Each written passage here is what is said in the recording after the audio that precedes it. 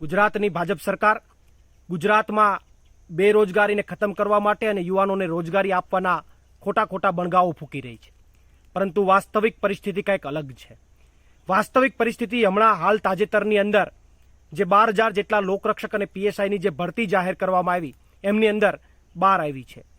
આ 12,000 જેટલા જગ્યાઓની અંદર અંદાજિત 15 લાખથી પણ વધારે યુવાનોએ ફોર્મ ભર્યા છે, જેમનો સીધો મતલબ થાય છે કે આ ગુજરાતમાં લાખોની સંખ્યામાં બેરોજગાર યુવાનો છે, જેમને આ સરકાર રોજગારી આપવામાં નિષ્ફળ ગઈ છે અને એ યુવાનોને તક આપવા માટે નિષ્ફળ ગઈ છે. ત્યારે આ સરકારને સાથે સાથે એટલી પણ નમ્ર અપીલ છે કે જે લોકરક્ષક અને પીએસઆઈની જે ભરતી જાહેર કરી છે એમની અંદર પેપર લીક ન થાય, એમની ખાસ તકેદારી રાખે અને આ જે 15 લાખ જેટલા યુવાનોએ ફોર્મ ભર્યા છે, જે મહેનત કરવાના છે, એમની આશાઓ ઉપર પાણી ન ફરે એ સરકારની જોવાની જવાબદારી છે. અને આ બાબતની અંદર સરકારે હજુ પણ રોજગારી માટે આગામી દિવસોમાં યોગ્ય પગલાં ભરવા પડશે એવી અમારા તરફથી અમે સરકારને નમ્ર અરજ કરીએ છીએ.